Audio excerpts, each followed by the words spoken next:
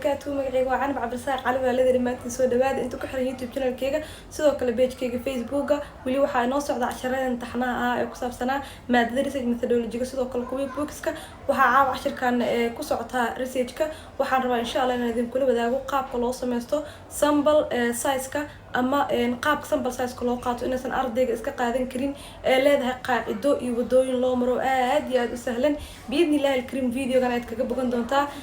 kana bogasho wanaagsan soo dhawaada dhamaantiin walaalada assalaamu calaykum waraxmatullaahi wabarakaatuh bismillah awal salaam calaykum waraxmatullaahi wabarakaatuh dhamaantiin soo dhawaada walaalada insha Allah biidnillahi alkarim cawada waxaan rabaa inaan idin la wadaago sample size qaabka loo xisaabiyo weli waxa ku guda jirnaa chapter 3geena cilmi baarista chapter 3geena special waxa ugu sii jirnaa primary data secondary data waa sii sheegnay insha Allah secondary data wano dambeena weli primary data ku jirnaa darad waxa soo dhameyn concept guud inta oo ka kooban ayaa soo bixinay marka waxa jirto waxyaabaha xisaab iyo waxyaabaha micnaha oo as practical ku imaanayso ayaa hadan waxa rabaa inaan insha Allah wada dulmarno marka waxa jirto marka soo gaarno target population keeno kale inaan u baahan doono sample size si inoogu sahlnaato research keena ay noqoto wax aan gaarsan karno ama aan micnaha soo koobi karno marka la rabo in wax la sameeyo waxa qasab ah haday tahay wax badan ina qayb waxaas badan turjumayso ama portion waxaas turjumayso ina qaadano population kan hore soo sheegin inay tahay totalka guud waxa ka sameeynayno daraasadeynta sample size kan inuu yahay portion turjumayso population kaas marka waxa u baahanahay inaan horena waxa soo sheegay inaan iska qaadan karin population ka sidoo kale marka population ka qaadanana hadaa soo ogaan sida saxda sample size kan taan iska qaadan karin inaan sameeyno formula isticmaalno formulas ku dabaqno and then soo saar result sax ah kadib si ay inoogu toosto questionnaire-keena iyo wax walba oo ku saabsan daraasadeyntan ayna inoogu noqoto wax unbiased ah ee naga naqanin biased lacala hadii aad sameeyso waxa laga yaabaa inay ka noqoto biased kan iyo unbiased kan aan sheegayno waxa waaye inay micnaha waxa aan daraasadeynayso ee ka noqoto wax aanan micnaha sax ahayn meermeerata camal soo gasho ama qalad ama error ay ku jiraan si sax ina u qaadatid ay noqoto wax cadaalad ah u qaadatid population kaaga sample kaaga ugu qaadatid aad iyo aad ay muhiim u tahay caawadana waxaan jeclaystay inaan sample size keena qaab aan soo saar karno formula aad iyo aad u sahlan formulooyin badan soo ark like formula ugu sahlan inta badan la isticmaalo intay tahay kaas ayaan idin la wadaagaa insha Allah hadda marka waxa rabaa inaan population keena soo qaadano marka target population kaaga ayaa og marka aad sameynaysid cilmi baarista shal waxa laga yaabaa inaan micnaha aad koobiyen jirto iska soo qaadan jirtay laakiin maanta insha Allah waxa rabaa si waad inaan ku fahansiyo aan fahantid population kaaga inta soo qaas kadibna sample size kaaga aad ku dabaqid as formula aan jawaab sax ku soo saartid marka waxa sameynaysaa waxay tahay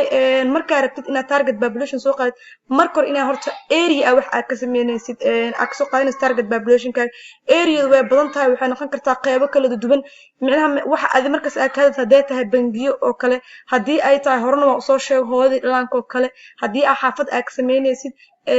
kaba soo qaado hooyada dhalanka oo kale rabtaa inaad wax ka sheegtid waxa laga yaabaa ku dhawaad hal xaafad 3 MCH ku taala camalna wax aad ka qortid mid walba inta aad soo qaadatay oo population aad isku daraysaa total kaaga population kaaga inta aad ku noqonayso kadib sample size kaaga population kaas waxa soo saaranaysa si wada sax ah u maray marka hada kan tusaalahan waxa ka soo qaaday Google ka waxa rabaa inaad ku fahantiin si toos oo saxan mina qofna aysan ku wareerin biidnillah hada marka waxa sameeynaa waxay tahay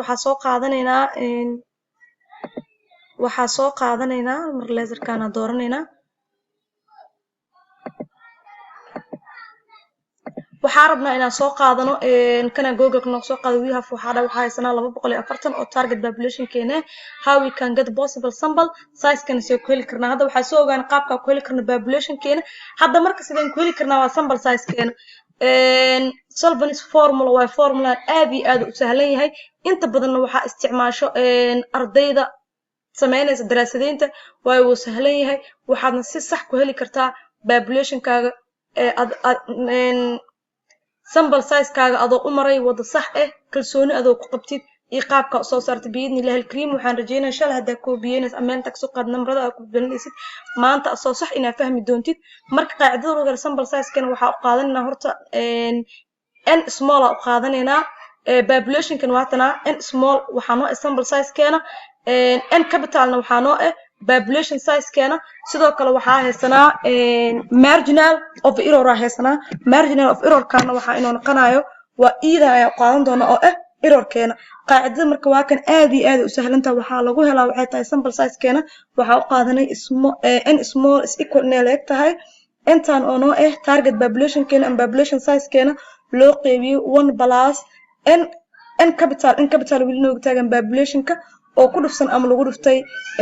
error keena oo la isku weergareeyay intaan marka aad iyo aad u sahlantaa kaliya waxaa noo muhiim inaan helno intaana oo population keena meeqa waay iyo error keena haddii aan helno inta kalena waaba kaas waxay noo tahay constant caadi ayaan u samayn karnaa insha allah marka hadda waa kana waxaa sameyn 240 ayaa waxaa noo sample size keena sidoo kale waxaa haysanaa intana waatana kan waa population keena oo n capital keena ee ku bedelanay waxaa kaloo haysanaa 1 plus constant noo aheyd 240 ka soo degsan oo population noo lagu dhuftay ama ku dhacsan 0.04 keena oo noo error keena oo la isku weergareeyay marka adeeg ku xirantaa error kaaga waxay tahay haday tahay 0.05 ama 5% 4% 2% waxay rabtaa ahaato marka ugu horeys xisaab si aysan kaaga qaldamin waxa sameynaysaa 0.04 kan isku weergareynaysaa waxay ku noqonaysaa 0 kordhnaha soo taaban shaqo kale ha taaban mar walba meeshan si fiican ugu shaqeey bilowga kan ka dhig ila square meesha 0.016 0.016 am 0.016 ayna soo baxday kadib waxa sameeynaa waxa ku dhufanaynaa 240 ka haysano si inuu sax samato waxay noqonaysaa 0.03 kadib waxa ina plus 1 kordhan ha taaban hoos of shaqada ka soo dhamee kadib waxay noqotay 1.304 084 ayna noqotay kadib waxa qaybinaynaa 240 kan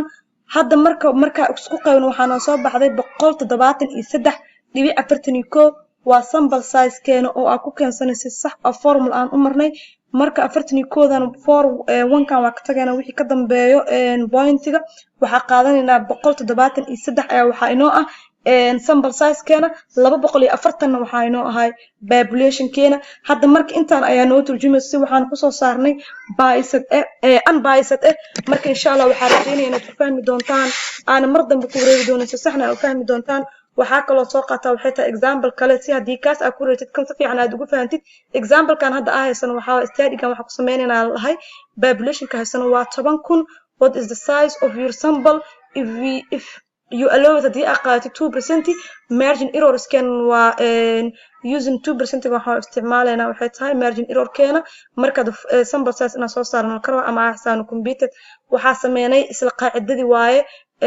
population keena waxayna waa kana intaan yarta waxa qaadanaa sample size keena waxay la eg tahay population keena oo 10,000 loo qeybiyo 1 plus 10,000 0.02 ayaa laga wadaa pointigan 0 ayaa ka horeeya waxaan la sameeyaa waxay tahay 2% gana waxa loo qeybiyay 100% ee ama waa la furfuraysa u taqaanid kadib waa la isku wargareynaa bilowga saa waxa ku noqonaa 0.0004 kadib waxaad sameynaysaa 10,000 aad ku fanaysaa kadib waxaad haysaa plus 1 10,000 markaa ku dhufto inta waxa ku soo baxaysa 4